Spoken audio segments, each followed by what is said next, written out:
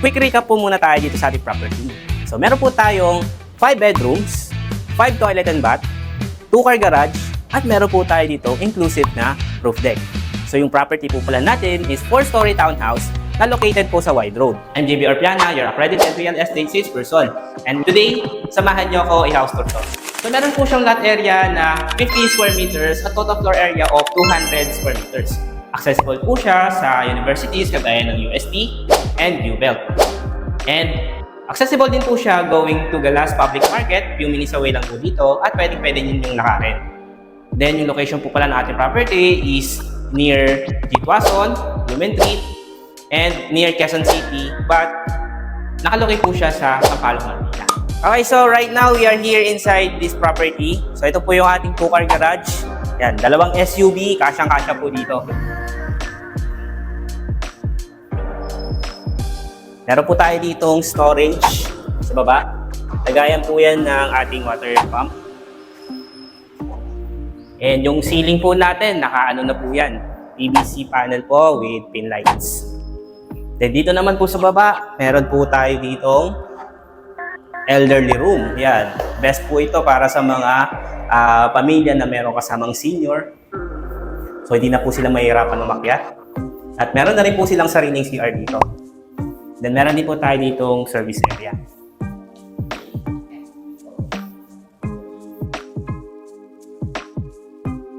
So tara, akit na po tayo. Dito po yung ating panel breaker. Tapos naka-solid wooder na po tayo. And smart lock ready na po yan kung gusto nyo pong palitan. Then pag-akyat po natin, ito po yung ating hagdan made of solid wood planks. So dito pala yung ating kitchen area and living and dining area. So dito muna tayo sa kitchen area. So as you can see, ito po yung ating kitchen area. Yan, maluwag na po yung space po ng lutuan. Then naka-countertop na rin po tayo dito. Tapos may mga cabinets po tayo. Yan. Sa baba, meron din po. Tapos yung ating modern na faucet po. Pull out na po yan. And dito naman po sa space na to yung ating refrigerator, space for refrigerator. Yan. Tapos may ventilation po tayo dito.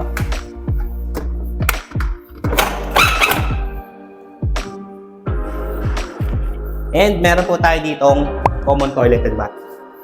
Yan. Okay, dito naman po tayo sa dining and kitchen area. So as you can see, spacious na rin po siya.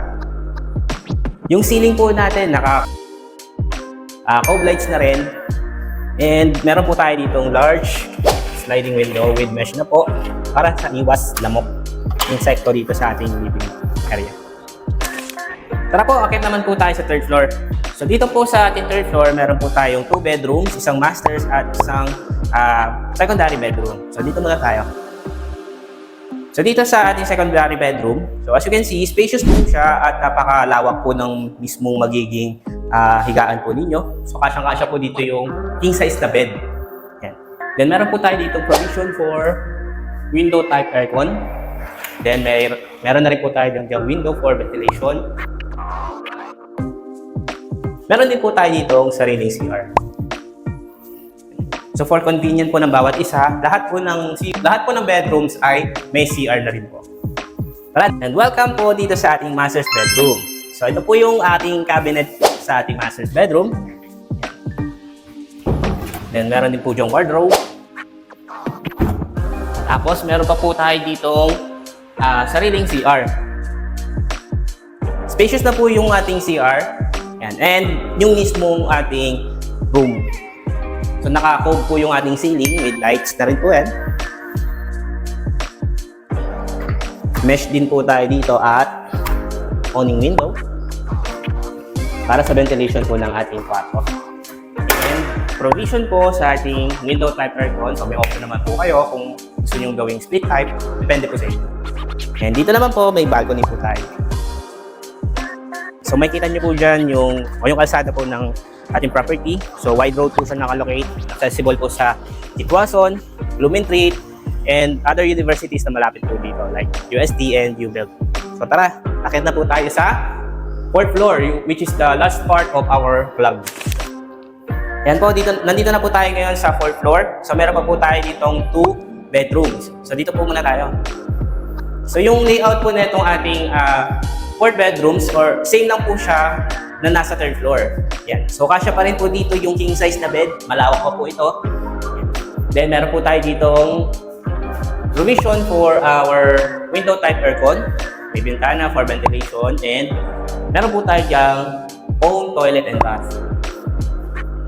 And dito naman po sa last part, which is our another room or spare room. So dito po sa room na to, may option po kayo na pwede nyo gawin like office area, gaming area, entertainment area. Depende na po sa inyo. Ito naman po yung going to our roof deck. Ayan. So dito sa area na to, pwede nyo siyang gawing sampayan, gathering area. Ayan. So tambayan, pwede rin po. Ayan. Kung lalo na kung may mga guest po kayo, bisita. Then meron na rin po tayo ditong faucet and sink. So yung area po na to is parang service area na rin po. Kaya naman kung nagustuhan mo itong ating property, feel free to message me at Facebook page Home of Whites Townhouse Manila.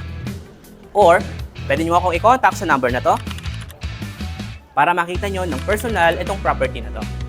So again, I'm JB Arpiana, your accredited real estate salesperson. See you next time sa ating vlog.